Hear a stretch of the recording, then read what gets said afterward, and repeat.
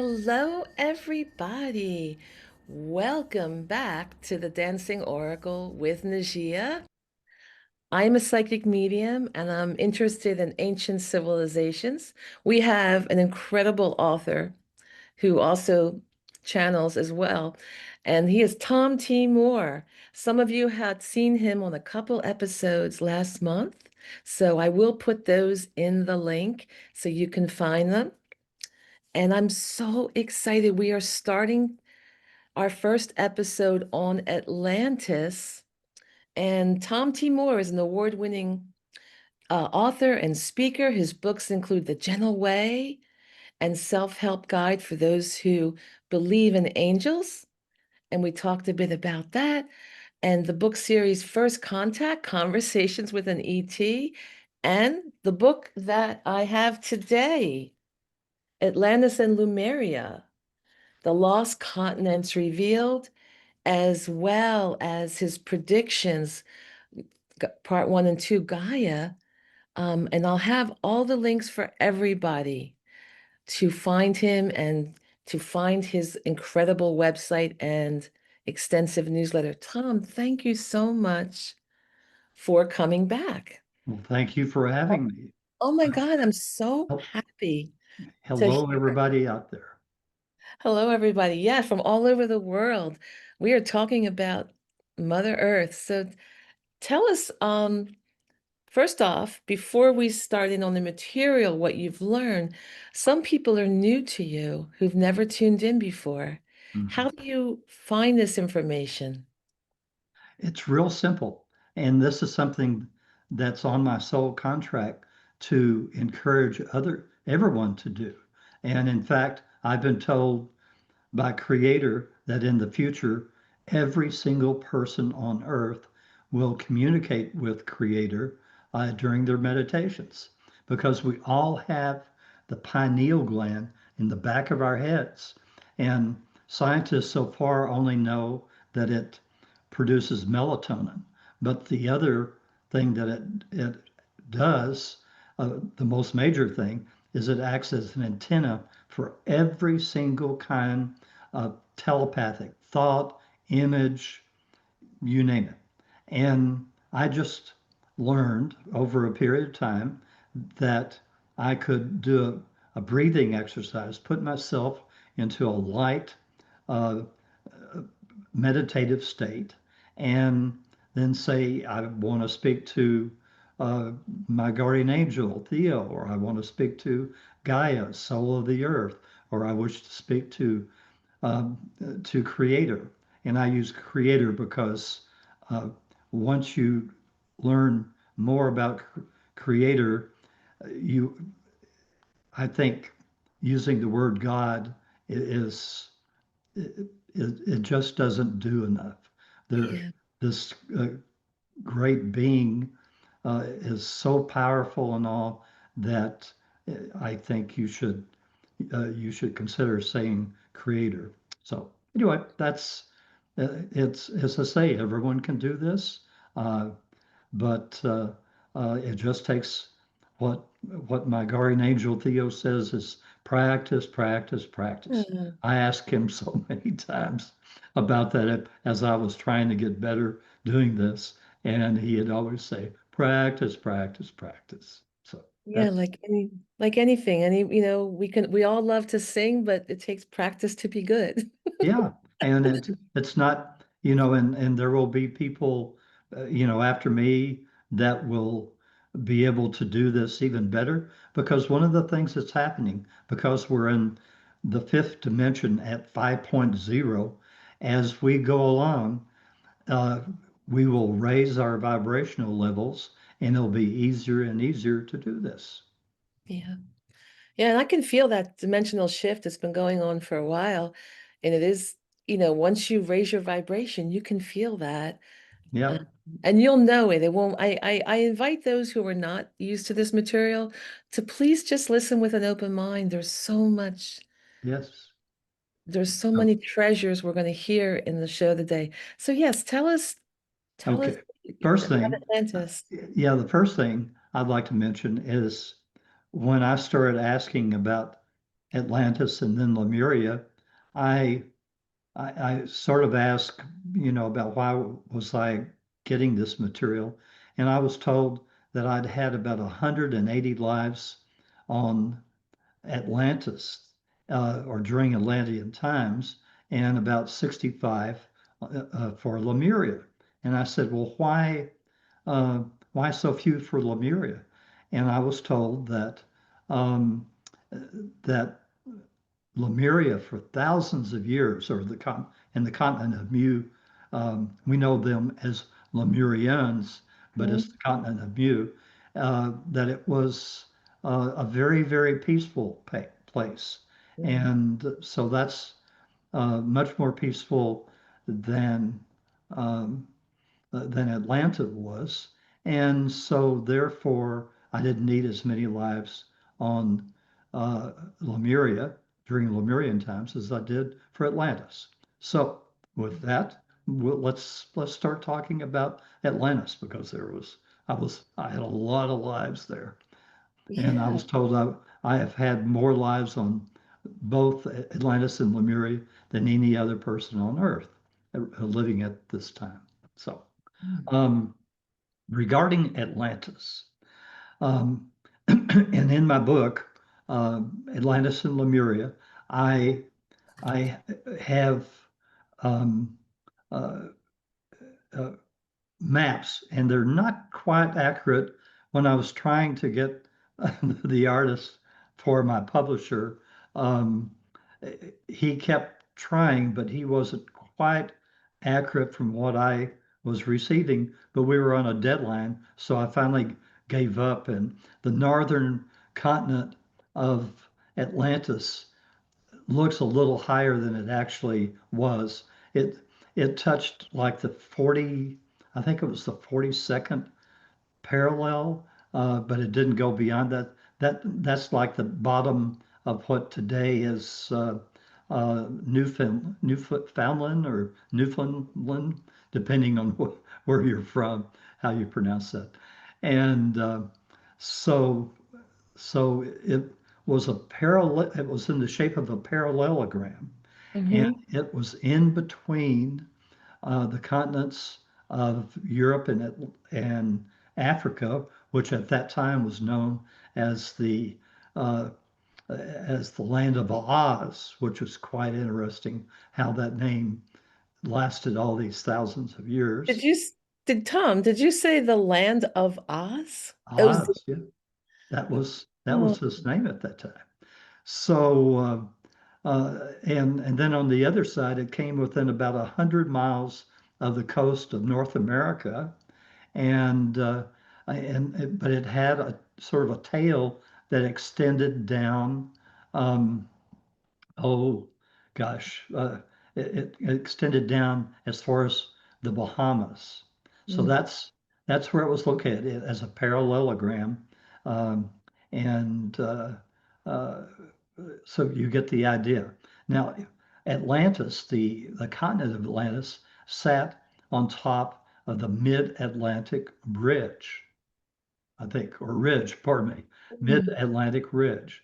And that meant that it was on top of all these volcanoes that were formed from uh, from the continents moving against each other, and there were all these volcanoes lining up all along the mid-Atlantic ridge.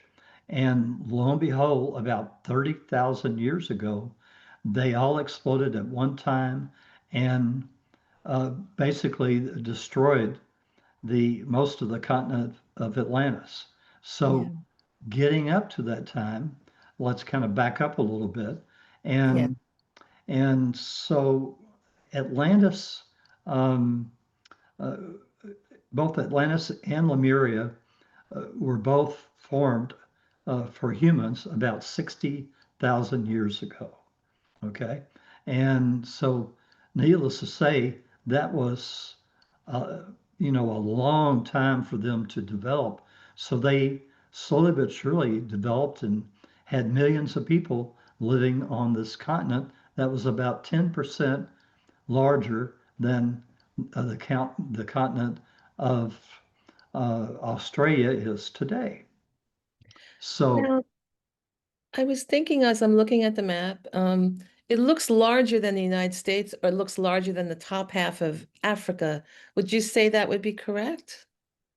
again, if you look at what um, the what the map would be for Australia today, the landmass itself, look at Australia way off in the middle of the Pacific. Okay. Okay, Yeah. it sort of looks smaller than than it is, and so Atlantis, because of the continent sitting in between the two, were uh, it made them look larger, and but Okay. it's about that size. Yeah, because maps are kind of deceptive until you go on a globe. It's Yeah, hard, 3D, it's hard to yeah. tell. So, So so anyway, both continents were settled 60,000 years ago with Homo sapiens. Up until that time, um, the as part of what's called the Earth experiment, the ETs had been given the task by Creator of creating a human being that would be able to last um, with all the rigors of living uh, with four negative energies, because the Creator wanted to see if four negative energies could be worked with, where our universe and the trillions of other universes had all been um, had all been created in the 10 positive energies. So Creator set up this one uh, uh, section of the universe just around our solar system, and and that it was created with these four negative energies. mm, So he gave the task to the ETs to find a being that could work and flourish inside these four negative energies, which our scientists will supposedly not discover for quite a number of years. Um, so uh, these ETs uh, knew how to create bodies, but they just did not have the practical experience of doing so. So they tried all sorts of things. I mean, three arms and, you know, uh, different kinds of hands, different kinds of feet. Um, they they were the ones that created what the Atlanteans would later call the things, and these were uh, uh, were humans that we actually ensouled too, and but they had longer lives, sometimes up to 300. So they would be uh, miserably treated by the Atlanteans, and this went on until finally the Atlanteans uh, gained the medical knowledge of how to correct all these deformities that these human things had. So so that why were they miserably treated by the Atlanteans? Like, they were treated as slaves whoa. just to do menial work and whatever, and probably Mm, whipped or whatever. So not a very good time for the Atlanteans. no. Yeah. So uh, both Lemuria and Atlantis were given free energy. Now the free energy for the Atlanteans came in crystal power. So the ETs gave them crystal power. And basically they had these giant crystals that were about 20 or 25 feet tall called posers. And why they called them that, who knows? And and uh, they would act like a radio, if you can imagine a radio tower uh, that would broadcast, but as the curvature of the earth came, they would need to have another poser, and then another poser, 20 or 50 miles or so later in order to power. It powered all their cars, which never went above 60 or 65 miles an hour, all their trucks, all their homes and businesses, and buses and trains and trolleys and so on. So they, over a long period of time, keep in mind this was 60,000 years ago that they started populating the continent. Over a long period of time, they got very, very sophisticated. Even today, our medical advancements still have not reached the point of what the Atlanteans did. So that's something we still need to work on. And of course, we have the problems with the pharmaceuticals and, you know, Yeah. people that want to make money off our bodies. So, I um, I just so, went through that, Tom. I thought I just had heart surgery last month and I had horrible problems. It turned out to be one of the drugs I was using that I couldn't function. mm, Yeah, so now, hopefully we can gain some of this knowledge. yeah. So, and we're slowly making progress. I had a heart ablation in 2015.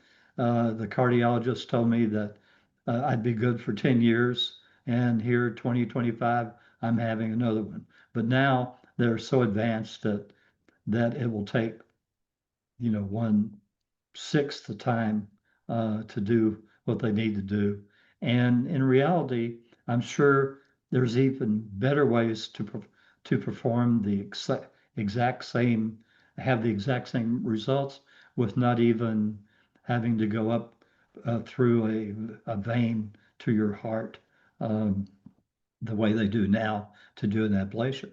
So anyway, um, as they as they went along, they started conquering the whole Mediterranean. Every single Mm, place in the Mediterranean was ripe for them to conquer. And uh, but along the way, they tried to conquer Africa. The Atlantean continent was only 30 miles off the land of Oz continent. And so I was told that I had two lives in which I was a soldier. And in each one of those lives, we were told to go and conquer the land of Oz. And we went over. And the problem with these posers and these things, they had like an Achilles heel. They could not operate at night, or the airplanes they used with laser guns could not operate at night. And so the warriors from the land of Oz, which you could look at, what they probably looked like back in that time period. They didn't change too much. They would come by the thousands, and they would just wipe us out, just completely wipe us out. So I had two lives where I lost my life as a soldier trying to conquer the land of Oz. We never did. Okay. as you bring this up, conquering other lands, I'm sure a lot of our viewers are wondering, what did the Atlanteans look like? You know, features, skin color. What did other people look like in other parts of the world? And Right. And yeah. when the ETs did create humans, they were told to create different looking ones. So you have black humans, and you have Asian looking humans and white humans. This was all by creator's design because he wanted um, humans to learn how to uh, to work together and and be at peace. And what's going to happen and is happening now. Uh, I've been able to see it just in the last 50 years or whatever, that people are uh, marrying different races, and slowly but surely, eventually, by the 3000s or so, there's only going to be one Earth human, which is going to be chocolate, sort of chocolate brown in color. And it's just going to be one Earth human. And you could see this happening by all these different races intermingling and marrying and having different looking children. Yeah, that's one way to solve the problem, Yeah. right? People intermarry Yeah. and you And of can't, course, there are people that are trying to stop that. Let's get rid of the immigrants and all. But it'll only slow down for a little while. It is not going to really stop it. It's going to happen. So the quicker you get used um, to seeing mixed race children and everything, the better we will uh, we will be as a society. absolutely. So, so you know, these things, um, as I say, uh, the first major catastrophe was 30,000 years ago, and and that's when the Atlantean uh, continent broke apart when all these volcanoes blew up at the same time. Um, Up until that time, they made great strides. Um, but when this natural calamity happened 30,000 years ago, it left only islands here and there. So you've got the Canary Islands, or um, you've got the Bahamas, because the tail of the Atlantean continent went down as far as the Bahamas. That's why you can find that Bahamian road, or whatever it's called. um, that Yeah. that The Bimini Road, right? Yeah, the Bimini Road. And I But think Edgar Casey talked about that. And then I think when I was much younger, they actually discovered it underwater. yeah, Can I ask and you something? I'm sorry to interrupt, but I keep thinking it every time you mention these volcanoes underwater. It's one of the things I've been having premonitions about mhm. underwater volcanoes and seeing sloshing in my psychic visions, like a different type of flooding and the ocean acting different than a normal tsunami. So I just was curious. We are going to talk a little bit of this in part three and continuing other videos, but do you see like a lot of that happening in our lifetime again? This type of, Yeah, but you know, uh, just tying this in with 2026. I mean, the last major um, uh, natural disaster was the Atlantean continent sinking and killing millions of people around the world. There yeah, were the oceans rose from the land sinking 165 feet or so. yeah, And that's all the oceans all around the world. So yeah, every single city and town and village all around the world, sitting on the coast of the world, were completely submerged in 160 something feet of water. So that wiped out all of our history up to that time 30,000 years ago. So nobody really had a history of what was happening before then, other than the Egyptians having, parchments that they were able to save and are saved, but there's the little problem of the fact that it goes back so far. I mean, just as one example, my wife's next life will be back 12,500 years ago in Egypt, and as one of the early pharaohs. But they can't mention that because supposedly according to Muslim doctrine, the earth was only created 6,000 years ago. So they have Yeah. all these parchments that mention those times, but they're not allowed to publicize them. So I'm go yeah. ahead. I'm very familiar with Egypt, being a belly dancer and being there. I almost lived in Egypt. I was hired for different jobs but didn't move. But I'm very familiar with going to the antiquities and museums, and then they have new discoveries, and they can't, we have science and we have discoveries and we have, sonar looking underground, but nothing can go back more than 6,000 years for the creation, Yeah, exactly. even with So carbon dating, everything. yeah, and there really are. I'm told that when Plato wrote about Atlantis, excuse me, um, uh, he his grandfather had actually traveled to Egypt and bought some some pop. How do you say it? Papyrus? Papyrus, yeah, Papyrus. papyrus. Sorry, Made and from the reeds, yeah. brought it back to Greece, and they actually still exist in somebody's basement.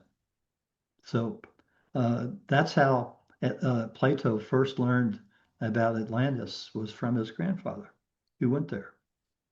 I remember someone named Solon. This grandfather met someone named Solon, right? I Something like didn't that. get that. I haven't. I no, I've heard some other channelers talk about that. So it's just, Okay. yeah. So anyway, quite a history.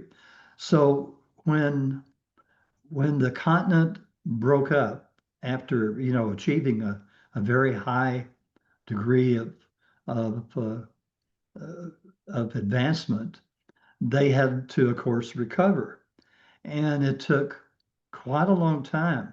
It the main the main things that were left of Atlantis were some islands that were not quite in the middle of the Atlantic, more towards North America, but still pretty far out. And and so the islands were Poseidia or Poseidon, I'm Oh, not, yeah, yeah. and and Aaron. Now, Aaron, if you were to draw a line out from Washington, D.C., which I think is interesting, as you'll understand in a minute, you'll hit Aaron, and then there were five little islands, sort of like in a crescent shape below Aaron. Aaron was a little larger than Hispaniola today, and then they had the five islands. Poseidon was the size of Cuba, but it was in a round shape. Okay, so if you look at Cuba, it, Cuba's fairly large island, and so was Poseidon. So so there, that's where they landed. Now, one of those interesting things about history, um, uh, in the Mediterranean, there was a man by the name of Hercules, and Mhm. Hercules was the first uh, navigator of the Atlantic after all this mud that was sitting on the surface of the Atlantic Ocean slowly sank to the ocean floor. And so he was able to navigate past the Gibraltar. And so over a long period of thousands of years, naturally, it's like today where you have people like James Bond or uh, Mission Impossible or whatever, these uh, superheroes or Superman or whatever that the storytellers would use Hercules in their Yeah, science fiction stories.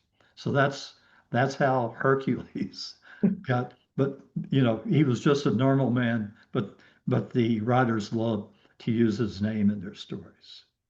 absolutely. Yes. Okay. So here we have, these islands. And so they needed posers. And so they knew that there was a crystal field that is to the west of Hot Springs, what we know as Hot Springs, Arkansas now.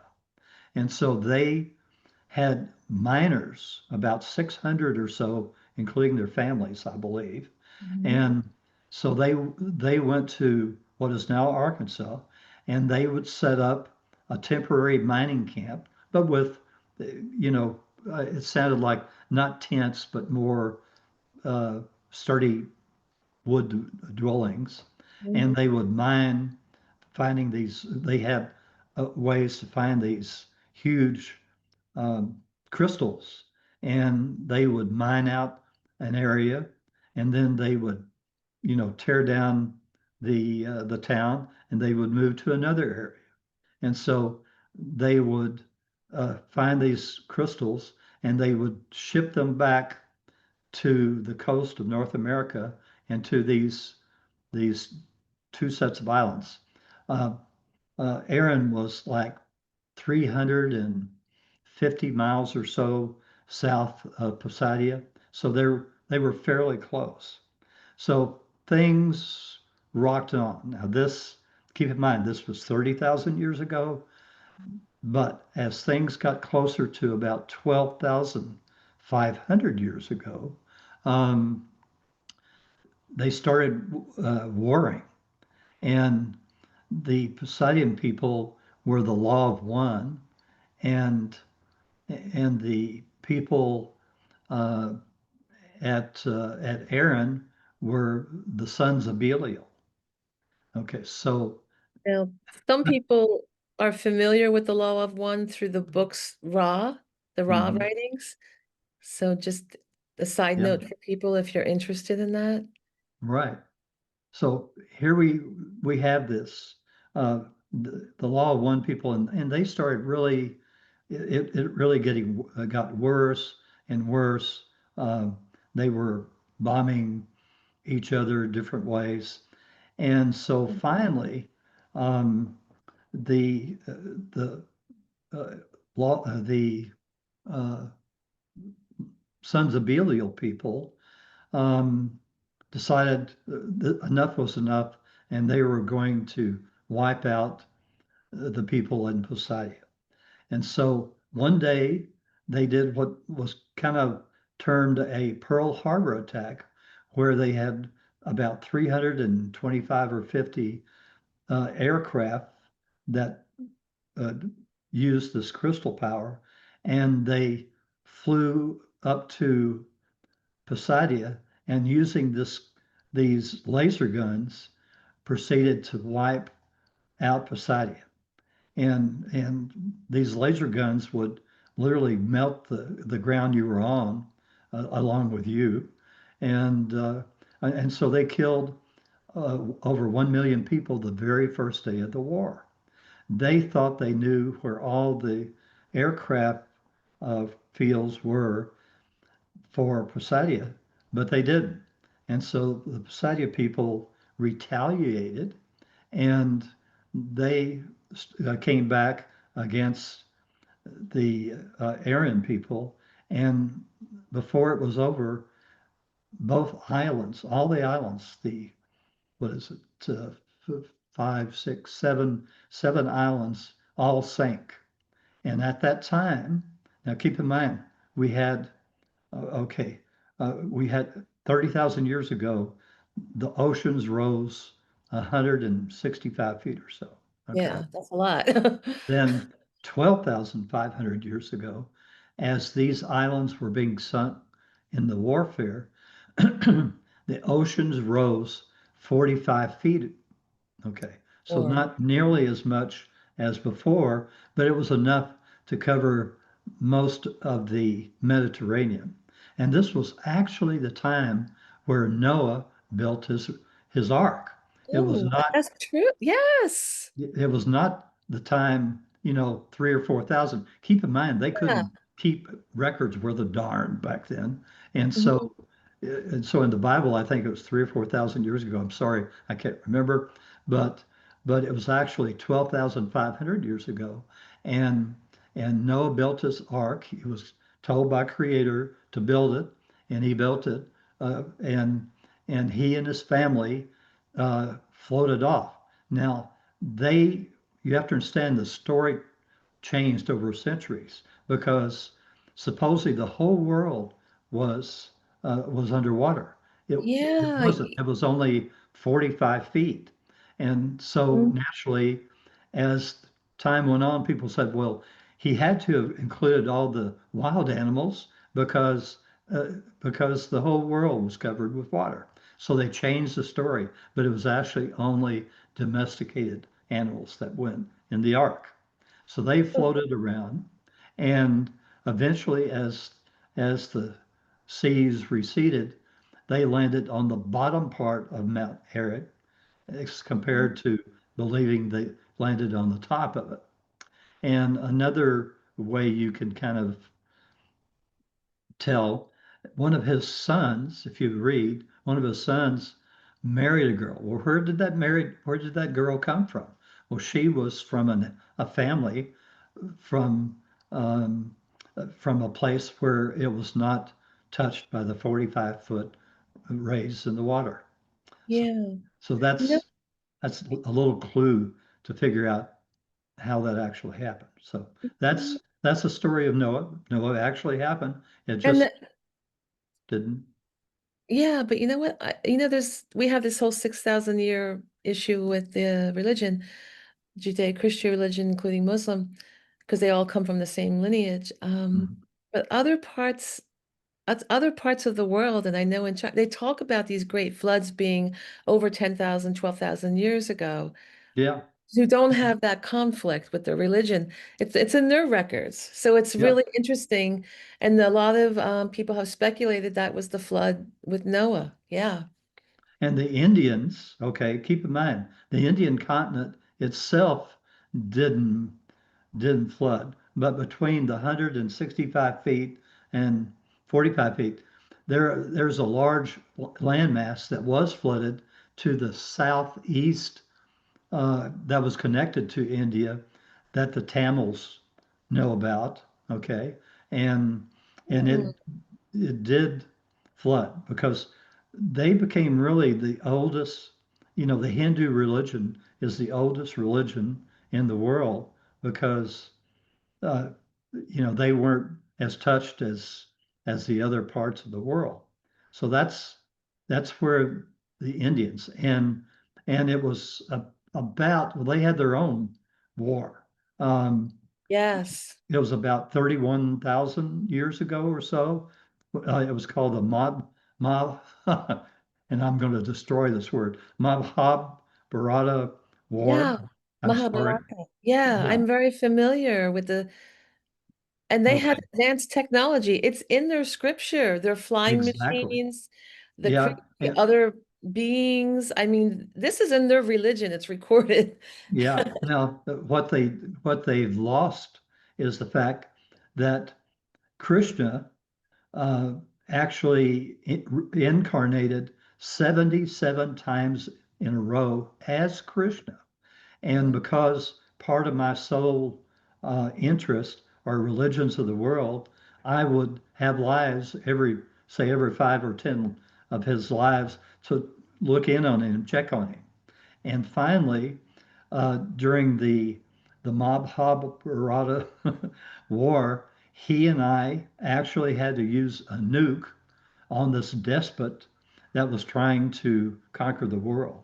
So uh, there was a nuclear device used at that time to conquer this despot of a ruler. Yes, and anybody who's watched some of the Ancient Aliens series and things from the History Channel, you will see that they have discovered that the sand, like only things can happen through a nuclear war. They had to have nuclear abilities for some of the remnants that happened tens of thousands of years ago. Right. Yeah. So that's that sort of brings us up to the point where obviously there were people. Well, I forgot to tell the story on myself. Um, about 200 years before that final, uh, destroying the islands. Yeah. Uh, excuse me. I was uh, I created the gentle way. Okay.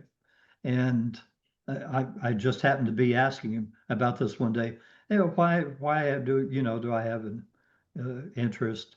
And I was told that I actually created the gentle way about 200 years before the end of those islands. And and so I was told not only by my guardian angel, but also even ETs that I was working with at that time, that they were going to destroy themselves. And so I had 1 million people that were practicing the gentle way back then, that were my followers. And I and about 25,000 of my followers actually migrated from Poseidon, because that's where most of them were, through Europe, what is now Europe, all the way to Egypt. And Yes. and so and this was done in kind of waves, but when we arrived in Egypt, they were concerned that, oh, here the Atlanteans are here again. They're going to conquer us again.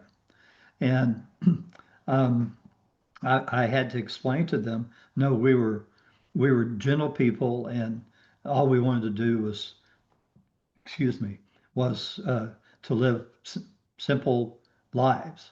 And there was an Egyptian princess at that time, and in her meditations, she was told that we to trust what I said, and they allowed us to settle in Egypt, where it was it was much greener than today, Mm, and so that Egyptian princess is my wife today.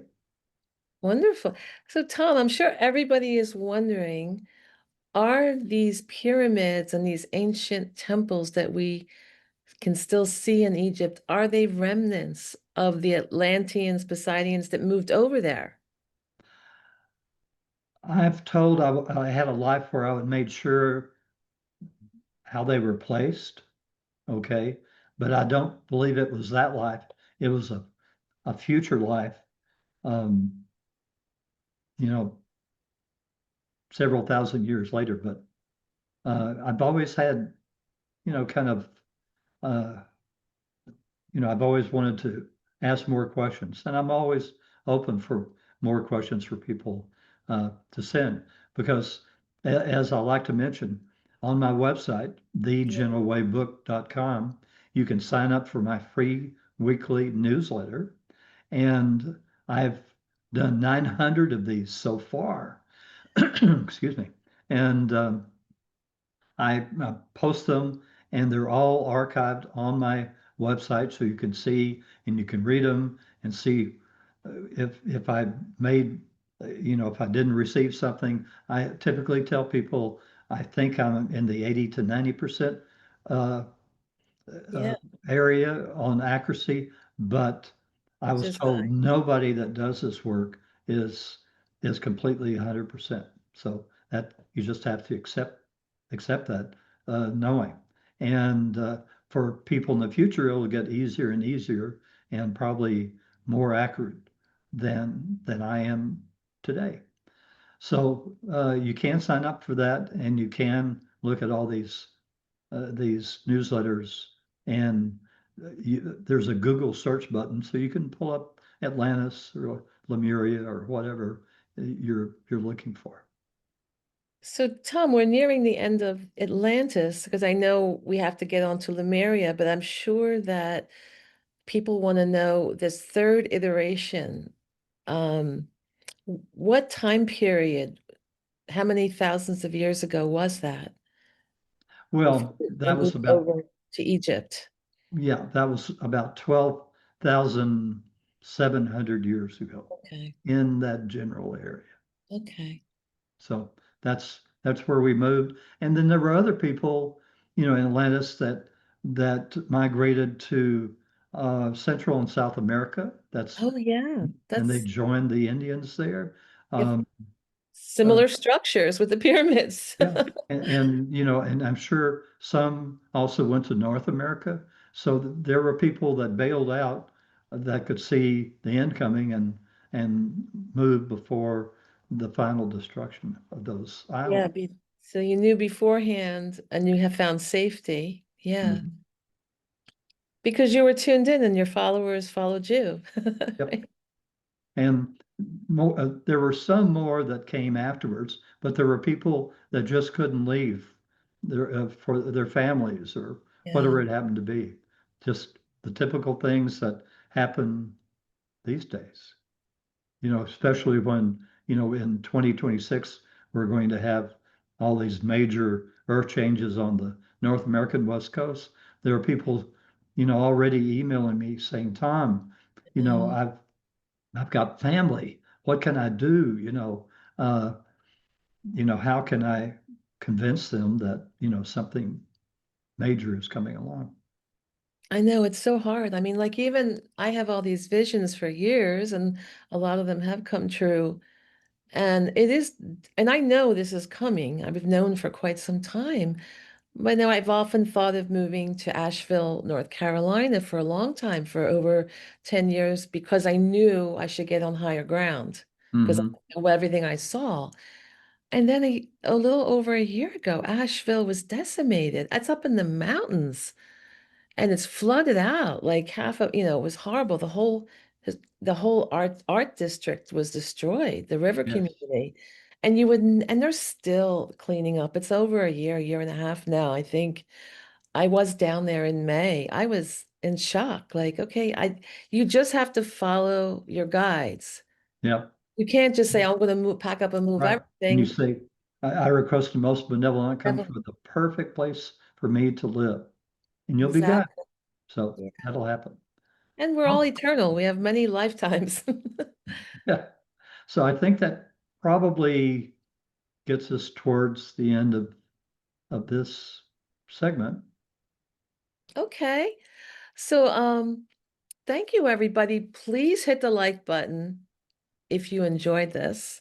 Then we know to do more. Like if you want more ancient civilizations, if you want more shows with Tom, how I know to do that, how we know that it matters is if you We hit. don't want to ever hear from him Yeah, again. we don't hear from you, nothing happens. We're like, ah, but No. help us know we're giving up of our free time and and our healing time, as you know, we're both going through some stuff.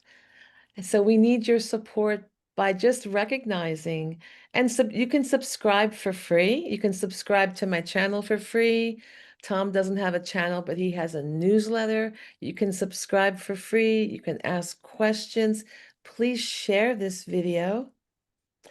And if you want to support my channel and help me continue doing more of this, you can book me for a psychic reading, and that helps inadvertently support this channel. And you can also get Tom's book. It's a wonderful read, and we're going to talk next about Atlantis. So I hope you join us. Lemuria. Oh, Lemuria, I'm so sorry, my brain. I'm still I'm still like getting my oxygen back after surgery. I mean, like, I went a little loopy with lack of oxygen. I'm still dealing with some of that. So apologize for that. Do my best. Um, so thank you so, so much, Tom. And we're going to take a short break and join us in part two. All right, everybody. Thank you, thank you, thank you. All right. Okay.